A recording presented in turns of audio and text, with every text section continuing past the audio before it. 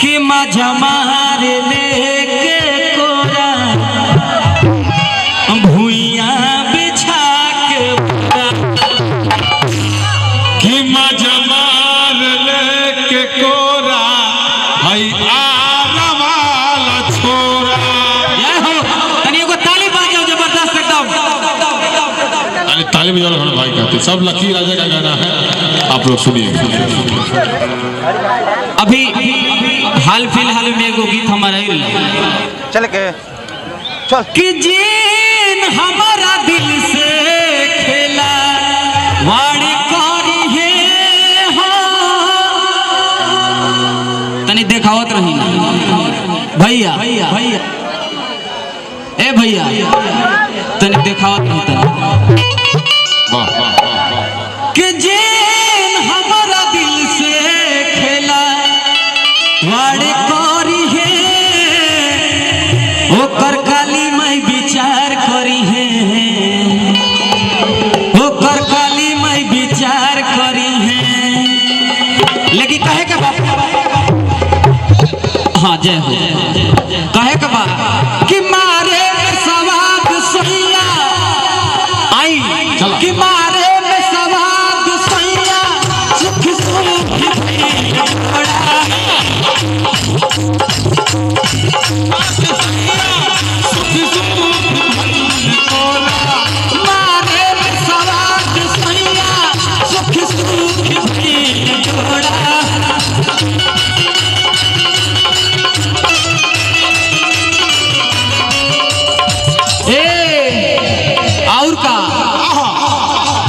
मजा मार लेके तोरा भुइया बिछा के बोरा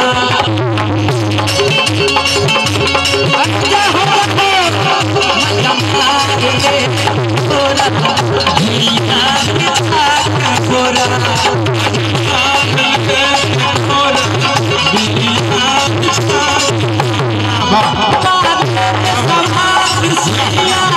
सुख सुख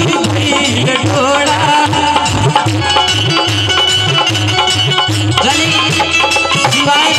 अभय भैया की तरफ से बहुत सारा पुरस्कार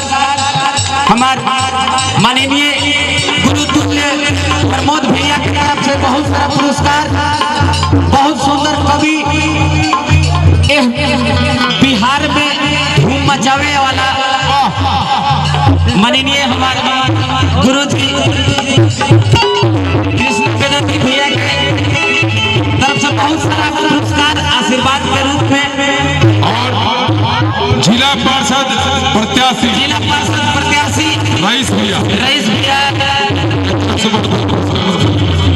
और कवि जी मुखिया प्रत्याशी सोनू यादव जी तेजस्वी इमरान भैया हमारे मुखिया प्रत्याशी बड़का भैया सभी लोग की तरफ से यशस्वी मुखिया प्रमोद भैया की तरफ से बहुत सारा पुरस्कार। लेकिन कहे के बा कि मजा मार लेके बिछा के बोरा अरे हो मजा मार लेके बोरा भुइया बिछा के बोरा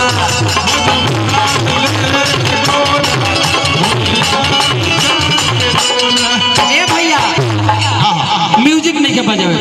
समय नहीं के म्यूजिक ना जितना देर म्यूजिक बजी उतना में एगो अंतर का म्यूजिक हम लोग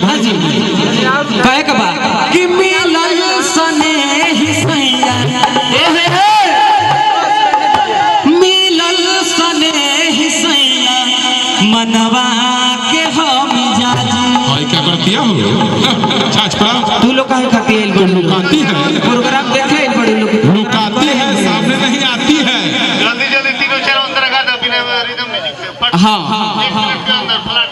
तुरंत जल्दी रिदमवा बजाए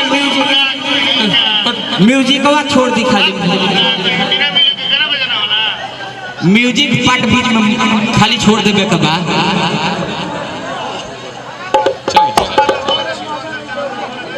अंजलि भैया देखिए